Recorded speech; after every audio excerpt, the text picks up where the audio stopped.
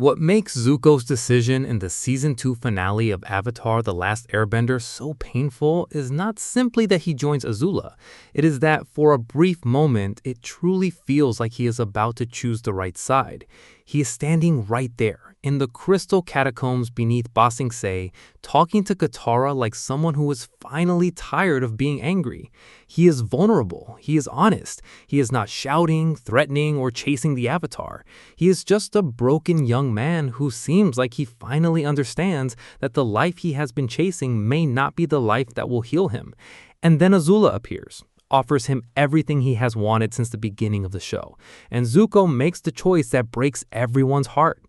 Before we get into the deeper meaning of that choice, let's quickly recap what this is really about. This discussion is not just about Zuko turning evil again, because that would be too simple.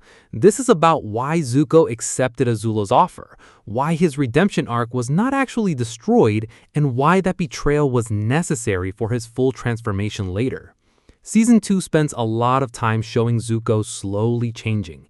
He loses his status, lives as a refugee, works in a tea shop with Uncle Iroh, sees the suffering of ordinary people, and begins to question the identity his father forced onto him. But when Azula offers him a way back home, he chooses the familiar dream of honor over the harder path of real healing. That is what makes this moment so powerful. Zuko does not betray everyone because he learns nothing. He betrays them because he hasn't learned enough yet. At the beginning of Avatar, Zuko's entire life is built around one mission: capture the Avatar and regain his honor.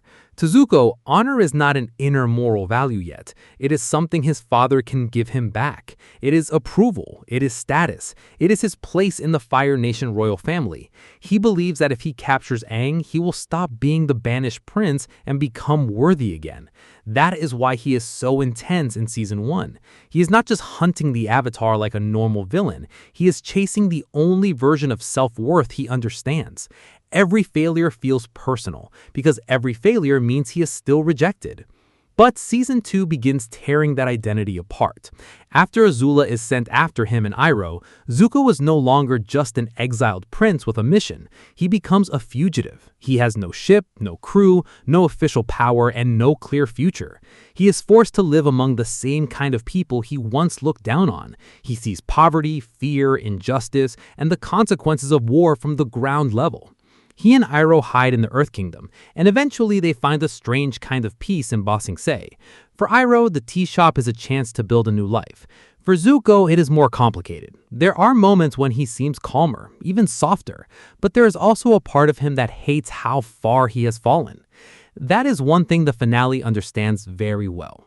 Zuko's growth in Season 2 is real, but it is also fragile. He is changing because his old life has been taken away from him, not because he has fully rejected it yet. He has begun to see another way to live, but deep down, he still wants to go home. He still wants his father to look at him with pride. He still wants the title, the palace, the respect, and the feeling that he was never a failure. So when Azula offers him a chance to return as a hero, she is not just tempting him with power. She is really saying, you can stop being lost now. You can come home. You can be someone again. For Zuko, that is a dangerous offer because it touches the wound he has never healed.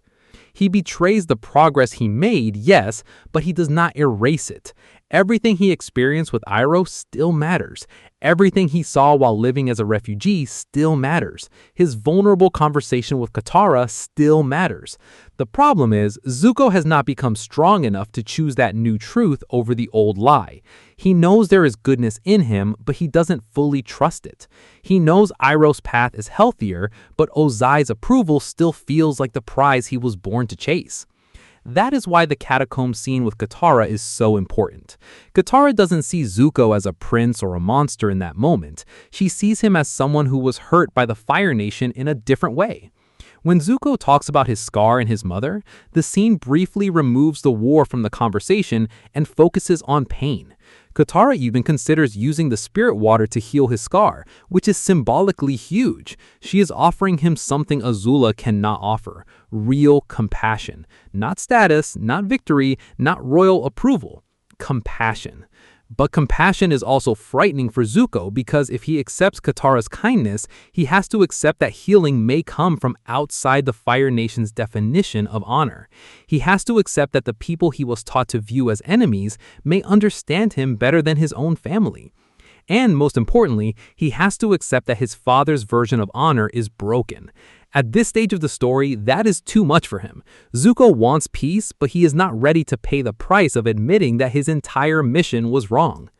There is also a family wound underneath his decision. Zuko's memories of his mother, Ursa, are tied to love, safety, and the last time he felt truly protected inside the palace. Ursa wanted Zuko and Azula to care for each other, even though Azula had already shown signs of cruelty and manipulation. So when Azula suddenly offers Zuko a chance to stand beside her, it may touch something deeper than politics. It may remind him of the family he lost, the home he still wants, and the idea that maybe he and Azula can be siblings again in some twisted way. But emotionally, it makes sense that the promise of family would make Azula's offer even harder for him to resist. Another major reason Zuko chooses Azula is that he is exhausted from being powerless. His life as a fugitive humiliates him. He is robbed, hunted, hungry, and forced to depend on Iroh's patience and wisdom when he would rather feel in control. Living as Lee in Ba Sing Se gives him a chance at peace, but it also strips him of the identity he spent his whole life clinging to. He may be safer in the tea shop, but he doesn't feel important. He may be loved by Iroh, but he still wants to be accepted by the nation that rejected him. That is the tragedy. Iroh gives him real love, but Ozai's fake approval still feels more valuable to him because it is the approval he was denied. This is why Zuko's poor self-image matters so much. Zuko doesn't really believe he is worthy of forgiveness yet. Even when he does good things, he often acts like someone waiting to fail. He has spent years being told directly or indirectly that he is weak, shameful, and not good enough. So when he starts becoming better, he doesn't immediately know how to live with that. Goodness requires him to face guilt. It requires him to admit that he hurt people. It requires him to take responsibility instead of hiding behind destiny, anger, or his father's orders. Going back to Azula is wrong, but it is also easier.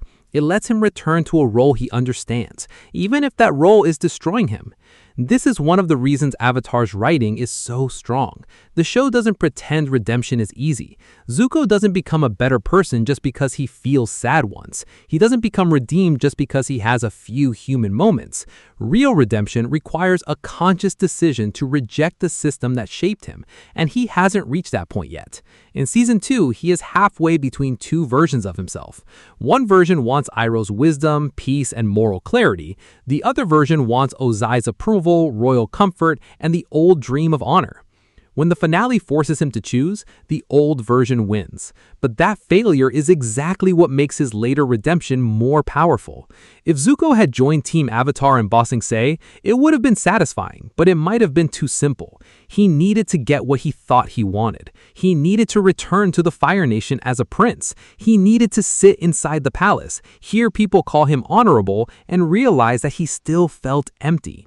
Because until Zuko receives Ozai's approval and discovers that it doesn't heal him, part of him would always wonder if going home was the answer. That is the real purpose of his betrayal. It teaches him that the old dream is hollow. Azula gives him a way back, but she doesn't give him peace. Ozai gives him recognition, but he doesn't give him love. The palace gives him status, but it doesn't give him identity. And once Zuko realizes that, his real redemption can begin. Not the forced growth of a fugitive with no other option, but the deliberate choice of someone who has seen both paths and finally understands which one is right. So no, Zuko's redemption arc was not destroyed in the Season 2 finale. It was tested, and he failed. That failure matters because it shows us that growth is not the same as transformation.